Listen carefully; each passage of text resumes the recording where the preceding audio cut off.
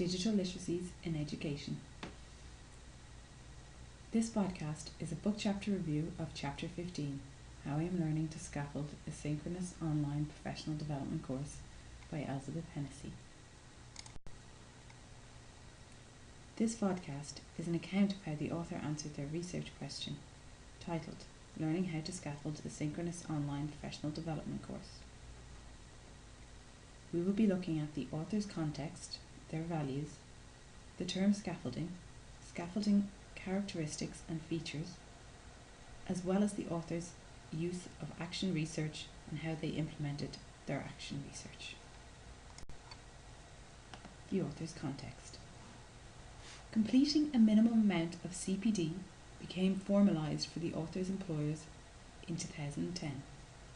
This was driven by market progression. Online courses are becoming an increasingly popular alternative for those completing CPD.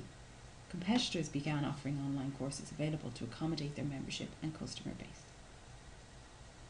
A customer needs analysis was also identified by the author. Attributes such as any time, any place, and cost effectiveness are especially relevant to today's professionals who have time-consuming work commitments in a struggling economy. The author's responsibilities included the administration and coordination of CPD courses for members. The author's values. In February 2010, the author's employers began to offer a synchronous online CPD course as an alternative to attending classroom courses. This was at the same time as the author was doing their MSc in Education and Training Management e-learning programme and experiencing the use of a range of e-learning technologies, including synchronous online tools for learning and teaching. Live online seminars take place in real time and are broadcast from classroom events using web conferencing software. Feedback from live online courses had been positive. However, a minority of participants experienced difficulties joining, connecting audio, and navigating the web conferencing interface and interactive features. The author's study stemmed from a concern of these difficulties. Scaffolding. Wood, Brunner and Ross, 1976, centred on one-to-one tuition. This was later developed to student-teacher by Kasdan. Furthermore, Palsnikar and Brown brought in classroom instruction, and Stone in 1998 added joint tutor and student participant as a means of scaffolding. The three main characteristics are shown and explained in this slide. Hard scaffolding focuses primarily on the theory of the task, as the characteristics of the individual tutee are not considered. Hard scaffolds are often seen as a tool to reduce cognitive load. Dynamic tools have been introduced to encourage self-regulated student learning and to motivate procrastinators. Both dynamic and static scaffolding support tools continue to be used in e-learning and blended learning environments.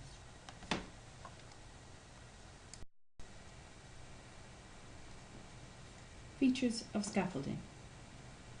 The advent of technology-enhanced learning environments has resulted in the increased production and implementation of software scaffolds and a further broadening of the notion of scaffolding. The author applied this to her implementation of e-learning in her role. When designing scaffolding in hypermedia environments, you should consider the needs of both high prior knowledge and low prior knowledge learners. High prior knowledge learners benefit from having more control over their learning environment, whereas low prior knowledge users benefit more when they are given less control and prescribed pathways. Action Research Cycle 1. The idea of developing their own educational living theory appealed to the author, as she believed that by living her own educational values she can create positive change both in herself as a practitioner and effect positive change in her workplace. The possibility that she can improve and transform from within her own context was empowering and liberating.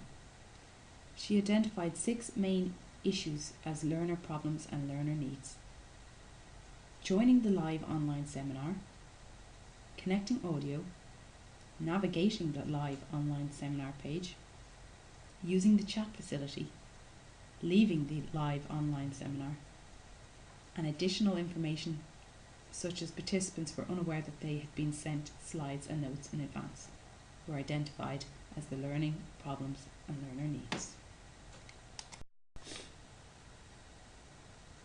Implementation of Cycle 1. The author used plan, act, observe and reflect as a means of implementing their Cycle 1 research. Please take a moment to reflect on this slide.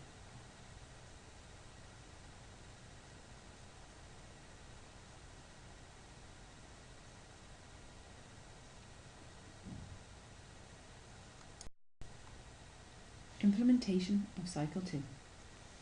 The author acknowledged that she may not have been truly empathising with her learners in Cycle 1, as in a number of ways she was not conscious of and considering their needs. While she had analysed that there were difficulties that previous online learners had experienced, she overlooked issues that could confuse and concern first-time users. Please take a moment to reflect upon this slide.